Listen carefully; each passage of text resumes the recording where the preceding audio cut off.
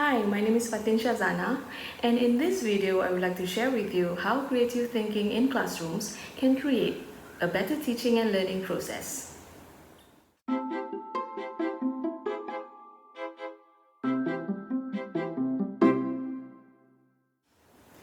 These days, the benefit of developing creative thinking in classrooms is widely acknowledged by education professionals. Introducing creative thinking in classrooms can offer reimbursements such as developing children's imagination and increase the probability for major discoveries and economic development for the future. In addition, creativity is considered as an important component of personal well-being and in a classroom context, possibly will develop curiosity, openness, and communicational abilities. Creative learning isn't just a buzzword. It's the best way to get kids to engage with their education. However, it's often tricky for teachers to include creativity in their curriculum because the school day is already packed with activities. Fortunately, incorporating creative thinking into the daily timetable isn't as difficult as you think. It's true that the creative learning environment looks and feels different than a regular classroom. But once the right resources are in place, the benefits become clear. In a creative classroom, students can express themselves fully. They learn how to challenge problems and find innovative solutions. In short, they learn faster and more effectively.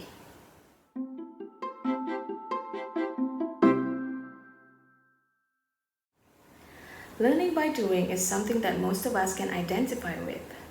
It's one thing to read about how to set up an experiment, for example, but it's an entirely different experience to get your hands dirty and actually conduct one yourself.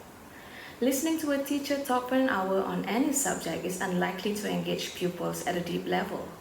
A teacher can describe how to set up an electrical circuit, but students will be better able to consolidate their learning by actually getting hands-on with the battery and wires.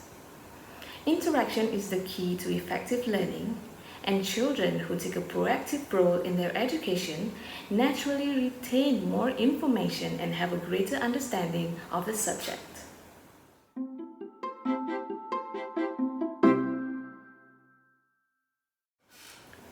Rigid learning environments are an outdated concept. Today's classroom needs to be flexible and adaptable to meet the needs of a variety of activities. Pupils should no longer be sitting still in rows at desks during their school day. Of course, there's time for facing the front and listening to the teacher, but there must also be room for group work, whole class presentations, independent work assessments, and paired discussions. The key to good classroom flow lies in a well-thought-out layout. A group workspace is always a good addition to your class, with a large area of empty floor space that can be used for a range of purposes. Experiment with several options to find what works best for your learning environment.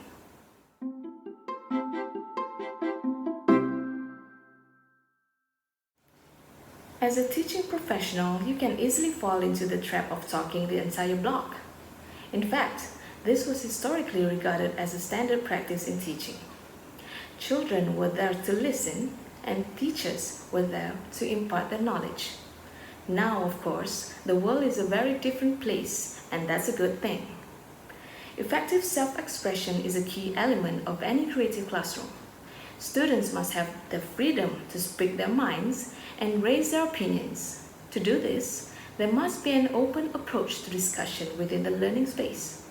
As the teacher, you're partly tasked with facilitating meaningful conversations and challenging conventional viewpoints.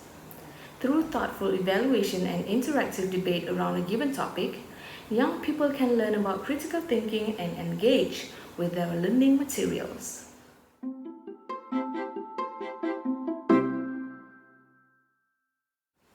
As a teacher, you're likely used to setting a single assignment for every student in your class. However, that fails to take into account individual skills, abilities, and interests. When young people are engaged with a project on a deeper level, they're more likely to take away something valuable from the experience. By simply opening up the possibility of choice, You can unleash students' potential to express themselves in their own way instead of trying to cram them into molds that don't fit. Unfortunately, students are rarely given freedom within the school setting. They're used to being told what to do and how to go about it. You tell them what you want to see according to a rigid rubric, and they go ahead and produce what you've asked for. When you think about it, this is a restrictive approach to learning. Yet, it's possible to allow students to unlock their true potential by simply offering them a choice, no matter how small.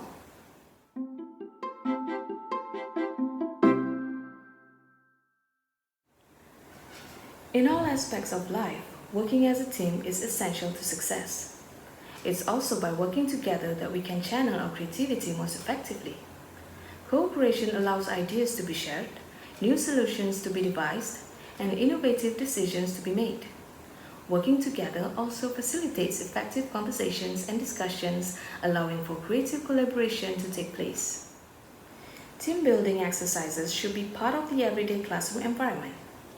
Playing cooperative games and participating in group challenges both have a key role in building positive interactions. This type of interactivity also provides an effective sounding board for students to share their ideas and derive inspiration from their peers.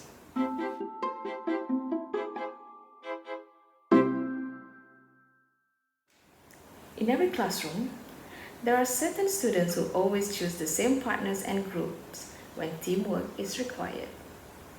This results in limited creativity. Being too comfortable with any setup eventually causes stagnation. But selecting unusual groupings can unleash a surprising amount of creativity. Within ordinary student-selected groups, each member will know their own role and will instinctively play it. However, when students are paired with unfamiliar classmates, they must broaden their horizons and learn how to work with others beyond their close circle of friends. They must look for a new role within this unusual grouping. As a result, they may discover new skills and unlock fresh potential. By simply shuffling groups around from time to time, you can help your students to learn more about themselves and what they can bring to the table.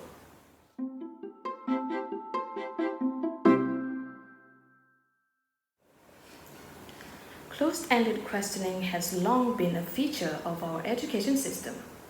As teachers, we all too often deal in finite answers. Yet, this way of determining students' knowledge and understanding actively shuts down creativity.